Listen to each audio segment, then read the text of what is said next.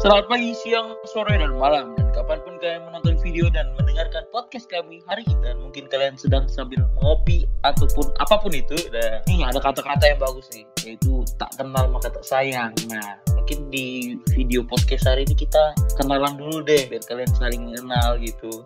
School yuk, kenalan yuk. Halo, saya Davin dari kelas 11 PS1. Saya William dari PS2. Aku Yongki dari PS2. Aku Michelle dari IPS 3. Aku Niken dari IPS 3. Aku dari PS3. Aku Vincent Devin dari 11 IPS 3. Nah, itulah kelompok kami untuk saat ini. Jadi hari ini kita punya sesuatu yang baru. Tahu nggak apa itu? Kelompok kita baru dong. Nggak kayak. Iya. Jadi kelompok kita ini dirombak sama guru biar fresh gitu. Nanti biar kalian nggak bosan mendengarkan kita yang dulu itu. Ya itulah, dengan tema-tema yang fresh juga yang pastinya. Jadi di kali ini kita akan membahas tentang etika pergaulan di abad 21. Kalian tahu apa itu etika pergaulan?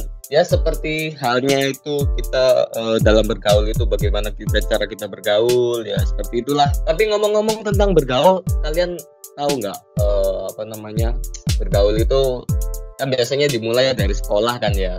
Benar tuh, dari sekolah. Nah, ngomongin tentang pergaulan yang terjadi mulai kita sekolah, yang kita dapatkan dari sekolah ataupun lingkungan kita sendiri. Jadi pada zaman imperialisme atau kolonialisme, sekolah itu memiliki beberapa macam kelas gitu. Gimana nih Ken? Mungkin Ken bisa bantu jelasin. Jadi pada masa kolonial Belanda dulu, ada dua macam sekolah pada masa kolonial Belanda, yaitu sekolah Ongko Loro dan sekolah Ongko Siji. Sebenarnya tujuannya sama sih, sama-sama agar anak bangsa mendapatkan pendidikan 1-3 tahun. Juga belajar tentang berhitung, membaca, dan menulis. Tapi yang membedakan, di sekolah Ongko Loro merupakan sekolah rakyat atau sekolah dasar kalau dibilang sekarang itu, dengan masa pendidikan selama 3 tahun dan tersebar di seluruh pelosok desa gitu. Terus maksud dari pendidikan itu adalah dalam rangka menyadarkan pemerintah buta, huruf dan mampu berhitung aja. Gitu, Vin. Ternyata beda ya sekolah zaman dulu sama sekarang, Vin. Beda gimana tuh, Yong? Aku kurang menangkap nih. Ya beda aja gitu sama kita. Kalau dulu kayaknya lebih fokus belajar deh. Emang kalau zaman dulu tuh main-main gitu juga nggak sih kayak kita? Dulu kan zaman penjajahan, bro. Oh iya, nggak bisa main-main. Nggak bisa PUBG. Zaman dulu perang, bro. Yong, kayaknya ini berlebihan, Yong. Enggak deh. Ini aku lagi nyambungin topiknya ini. Iya. Nah, ngomongin tentang PUBG, Yong. Enggak nyambung. Lanjut, Yong. Yang kawan, Yong. Aku mau nyambungin nih.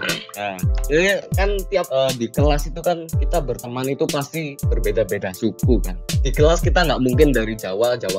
Kecuali memang dari yang sekolah zaman dulu itu sih pribumi sendiri, sama yang itu dari orang Belanda sendiri. Orang Belanda itu sendiri, ya itu kan memang ya kepisah lah, lah ya. Kalau sekarang kan nggak mungkin dong kalau kita misalnya semua dari satu daerah yang sama. Emang kamu dari mana, Vin? Asli mana? Kalau aku nih asli Samarinda, Kalimantan Timur. Nah, aku sih dari itu Nusa Tenggara. Mana? Nusa Tenggara, jauh juga ya. Jauh. Karena kita dari berbeda suku, yang pasti kita punya kebudayaan yang berbeda-beda, pasti dong, nggak mungkin sama dong. Benar. Nah, itu. Gimana, Vin Delpin? Nah, karena kita banyak banget budaya yang ada di Indonesia, itu disebabkan karena faktor geografis terhadap keragaman budaya yang ada di Indonesia. Karena Indonesia itu berada di posisi di antara dua benua, yaitu Asia dan Australia, dan dua samudra yaitu India dan Pasifik, yang mengakibatkan kita letak Indonesia ini sangat strategis sehingga banyak pendatang asing. Nah, mengapa nih kita memiliki bermacam-macam kebudayaan? Karena kita memiliki 400 kelompok etnis yang tersebar di lebih dari 13.000 pulau, yang setiap suku bangsanya memiliki identitas sosial, politik, dan kebudayaan yang berbeda. Dan yang itu, Indonesia menjadi ciri khas yang unik di mata bangsa lain. Oh, jadi gitu. Itu sih benar sih, masuk akal buat alasan kita itu jadi negara yang plural. Di Indonesia itu kan nggak mungkin kan, karena negaranya kepulauan, jadi pasti banyak sekali macam kebudayaannya. Bener tuh, kan kita tuh Bineka Tunggal Ika. Nah, itu kita tuh meskipun berbeda-beda gitu kita tetap satu bro. Jadi satu negara. Ya itu Indonesia. Ya kita harusnya bangga sih karena kita kaya sama kebudayaan seperti itu kan. Kita bisa mengenal gitu kan, dijadiin dalam satu sekolah gitu kan. Jadi kebudayaan kita juga bermacam-macam. Gak mungkin kan sekolah kita isinya anak Jawa semua kan, gak mungkin. Nah, kita langsung masuk saja ke pembahasan berikutnya. Kali ini kita akan membahas tentang drama. Jadi tahu nggak sih kamu drama? Gimana tuh yang drama? Di film-film itu? Iya, kayak semacam itulah. Drama di film-film kayak opera gitu. Kamu pernah nonton drama nggak sih?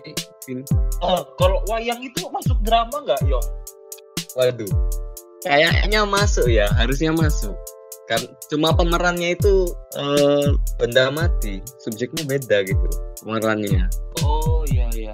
Tapi BTW kalau zaman-zaman sekarang itu kan drama itu sudah bukan kayak yang sekedar pertunjukan gitu kan. Sekarang kayak banyak sekali kejadian-kejadian di ya kehidupan sehari-hari. Kayak misalnya kita dalam pertemanan pasti ada drama-drama dong, nggak mungkin nggak dong. Kita di kehidupan sehari-hari kan nggak mungkin dong kalau nggak ada drama. Pasti itu relate juga lah sama kehidupan kita sebagai remaja gitu kan di abad 21 ini. Nah bener tuh, kadang-kadang kehidupan kita nih bisa dibuat dalam sebuah drama. Iya, apalagi kita ini sekarang remaja. Wah, masuk masa remaja ini pasti banyak sekali dramanya. Kayak misalnya yang nggak dapat nilai dari guru gitu, atau nilai kita hancur putus terus dari pacar itu. Nah, Buat dari drama. jadi drama itu. Nah, kalian mau buat drama, ya itu rekam kehidupan kalian jadi drama itu. Bener. Tapi sungguhan drama ini apa ya? Ya bisa dibilang menarik untuk dibahas karena memang ini tuh hiburan zaman-zaman sekarang itu kebanyakan itu dari drama gitu loh. Drama yang diambil dari sebuah fakta kehidupan. Nah itu gimana Noise? Tanggapan kamu gimana tentang drama itu? Emang kehidupan kamu pernah ada drama kan? Pasti nggak mungkin kalau nggak ada. Better sekali hidup kamu. Ya, tapi nggak apa-apa sih, bagus kalau nggak ada drama itu. Yo iya, aku no drama bos. Drama itu lebih baik guys. Nah, itu ini kalau menurut dari pandangan agama ya, drama itu apalagi misalnya kayak berantem gitu kan, sampai melecehkan seseorang gitu kan, sampai menyakiti seseorang. Gimana itu Will? Menurut pandangan agama, apakah itu kan harusnya bertentangan kan sama HAM gitu kan ya? Karena menyakiti orang lain itu kita harus memanusiakan manusia gitu. Gimana menurut kamu Will? Nah ya kalau menurut di ajaran agama saya kan udah ada aturannya kalau kita memanusiakan manusia, jadi kita nggak boleh sampai, walaupun drama itu nggak boleh sampai merendahkan orang lain atau sesama kita, kan sama-sama manusia. Jadi kayak walaupun kesalahannya apa kan sama-sama manusia, jadi sama-sama punya kesalahan. Jadi nggak boleh sampai yang kayak gimana gitu banget. Yes, benar itu sih. Ya kita jadi remaja yang beragama itu kita harus menunjukkan kita punya sikap itu. Kita harus menghormati teman-teman kita, sesama kita kan tidak boleh kita menyakiti yang lain. Karena kita juga menghormati dia sebagai manusia gitu. Benar nggak Vin? Benar karena gimana tadi kan manusia itu harus saling menghormati itu. Baik dari agama, ras ataupun lainnya. Nah, karena ini pembahasan kita ini sudah terlalu berat ya dari tadi ya, dari awal. Kita mau refreshing sama sesuatu yang segar-segar gitu. Apa ini? Dari Yo bukan nggak mau dari Yo. Dari Cel.